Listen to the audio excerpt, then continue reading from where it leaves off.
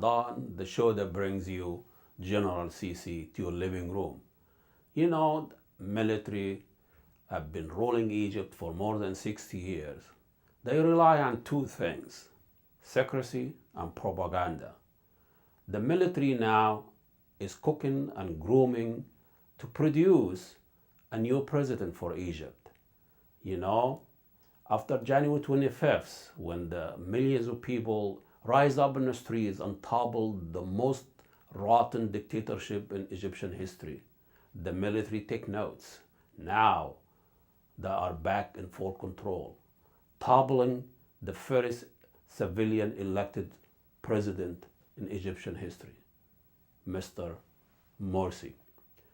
Now, 8 months later, the country in shambles, the economy non-existent, chaos everywhere, demonstration, violence, massacre in squares, and led by the military.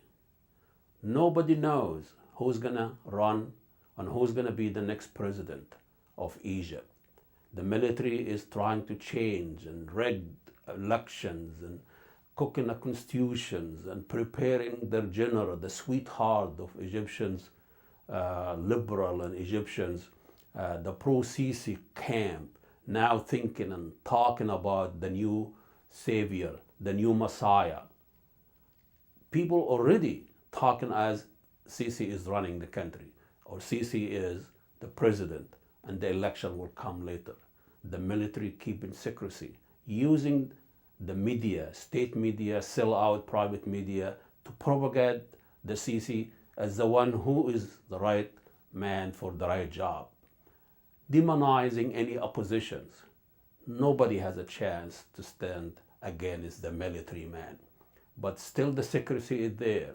Speculation, wondering, people, is he gonna run? And the Sisi always says, I cannot refuse the demand and the wishes of the people without throwing his military hat in the ring. The military and the general now acting like cardinals in the Vatican with secrecy to elect the next pope, and a lot of Egyptians transfixed on the chimney of the military waiting for the white smoke.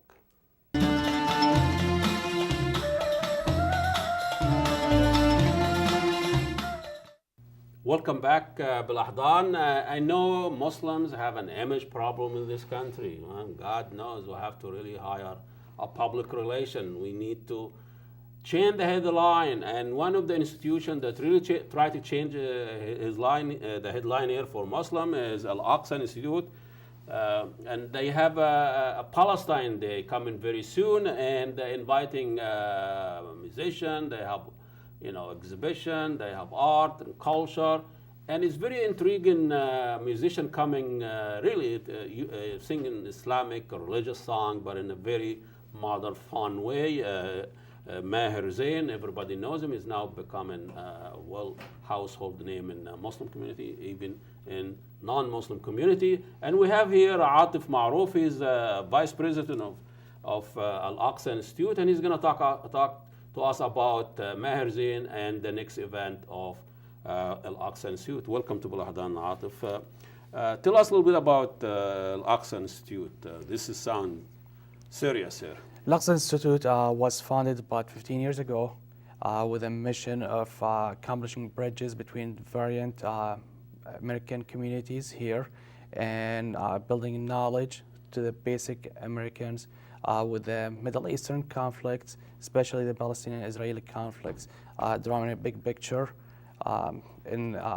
for what's going on and changing the bias and taking a fair stand with a change also in the media and awareness for the Palestinian-Israeli conflict. Well, that's a tremendous job. I mean, try to change it. Is. What do you guys got? 3 seconds of Rush Limbaugh or Sarah Palin, we're done. We are done for the year. You know, we do what we can to accomplish that. We've been having Palestine Day, the event that's coming up on April 20th. We've had it for the past 13 years. It's the 13th annual one that we do. We've hosted different people for different event speakers. We've hosted Bishop Hanni Zain here in Minnesota. We've hosted George Galloway. We've had Hanan Zobi also here, which is a Knesset member of the Israeli Knesset here. So you're bringing people that they're not usually going to be on mainstream media. Well, they're going to have a voice. Well, they do. Like, for example, George Galloway is on mainstream media. I won't see him on American mainstream media. Usually he's an outcast. But tell me a little bit about Hanni Zain, this new musician. And I've seen his video, I saw him, and this guy, very nice, and I understand how you can relate to younger audience and the MTV audience. So what can you tell us about Hanni Zain? Hanni Zain is a well-known singer in the Middle East world, especially in the Muslim world. He sang in 7 languages: Turkish, Urdu, English, Arabic. He's a Lebanese born. He lives in Switzerland right now. One of his well-known songs, Inshallah, had more than 35 million hits on YouTube. They're all Muslims? I really didn't look at it and see if they are all Muslim or not. All the same person. Yes, well. No. I know. I mean, the guy is all over the place and saying what is about his music? I mean, this is not like what Christianity church did to try to lure people by singing in a church. This is a very nice genre there. It is. It is. He've had, like I said, very well-known songs. He's well. What about his music or his song? Because people might think Islam or Muslims, they have issue with music. They have issue with entertainment. They have issue with just having fun. And that's what it has not been the case. He's been attracting actually a lot of young audience. His fans are mainly young audience. It's huge. He's very well known. For example, the Somali communities here in Minnesota. He is. He's been in the U.S. Is he singing Somali language? That's one thing I'm not sure. I've never checked into that. But it's usually Arabic, what I've seen, in English. And I've seen Arabic. Yeah, I've seen mainly was Arabic and English. But I've heard that he had sang in Turkish and Urdu also. Well, Somali also enjoy Arabic music. And they do. Islamic also. Yeah, Hanni Zain was here in Chicago a couple months ago, actually, for an event, and there was about 70 families, Somali families, that went from Minnesota to see him down in Chicago. 70? 70 Wow. families from Minnesota that went down to Chicago to see him. That is amazing. It is. It is. Well, they only show in an election caucus or something. But when the Muslims are desperate for somebody to just break the stereotype and bring them with I don't want to say a positive image, but a different image. Do you think he's doing that? He is. He besides singing, he does have a well sound out there for audience. People listen to him and what he has for point views. Especially, like I said, especially the young people. But in his, he doesn't get involved in politics. It's just a religious, nice. Not even his songs are more toward religious leaning. But he does not even get involved in like religious matters. Oh, I either. see. No, yeah. So he can sing lyrics or anything about love, about. I haven't seen any of that yet. Yeah, I have not. But saying. His sound may I could allow him, but I have not seen any of that yet. He's been mainly singing religious songs. How about is he well received in conservative Muslims? I think he is really kind of commercialized religion and Islam and something like that? It might be an issue. He is. No, it has not. It has not been an issue. Mass hosted him, like I said, in Chicago. American Muslim for Palestine is another organization. It's a national organization here in the U.S. We have a Minnesota chapter here for them too. They've hosted him also in Chicago. So he's been well observed by the conservative Muslim.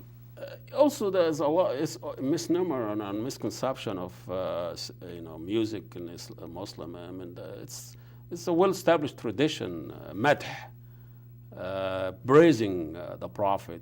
That's a genre in Muslim culture and Islamic that people sing about the Prophet, about love the Prophet, and so he's not far-fetched from that. No, he's not. No, he's in that. Like I said, he uses a lot more of the drums, than regular orgs or pianos, in his music, and that's what maybe make him more observed into the conservative community. And he sing by himself. There is no band.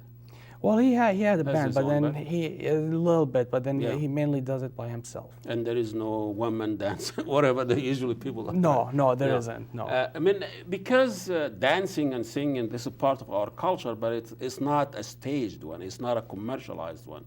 People sing and dance in weddings and a lot of events. The fact that you have this commercial relationship that you go and pay and listen to somebody is something new.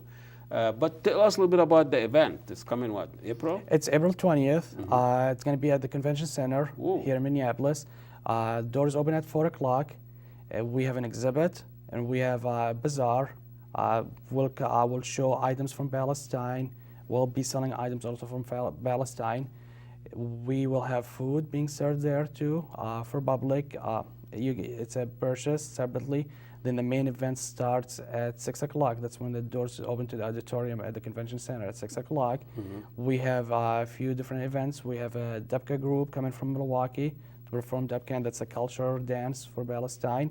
We have Dr. Hanni Zain. He's the chairman of the American Muslim for Palestine. He will be the main speaker in the event. We've been having local talents here. We've been hosting them for the past 6 or 7 years. We've also have an event, a function called Compete for Palestine for youth that's under 15, where they do a drawing, an essay, or something, and they compete for it. We'll have that during that. And then the big main event that comes toward the end, which is Hanni Zain, and that's our entertainment for the night. There's a lot of work. How long have you been planning for this? We tell people we start planning for the next year event right after we finish. We take 1 week break before after this year event done, and then we start planning for the next year. It does take a lot of work. Most of us are volunteers that are in the board member, and we work on it. And we meet like the last 3 months. We start meeting for a good 3-4 hours every week just to plan for that. And how many events do you have a year? Just one major? We have one major one, which is Palestine Day. We've been trying to do one speaker at least every year. The other thing we do a carnival for Eid. We've done that for 3 years now. It's an Eid carnival where we bring rides, activities for kids. It's an all-day event based on Minnesota weather, when the weather permits. But we've been able to do it for the past 3 years. Did you invite Michelle Bachmann? You know what? Actually, no, we did not. No, we have not. Darn it, you missed out. We should try it, exactly. To hear a little bit about Muslims, Islam. Thank you so much. Thank you very much. Thank you. Good luck with your event. Atif Maroof, the Vice President of Al-Aqsa Institute, and we have a major event with superstar Hanni Zain, musician and singer, and he's coming here April 20. Check it out on his website, flashing on the screen, and our website. Wassalamu alaikum, God bless you all.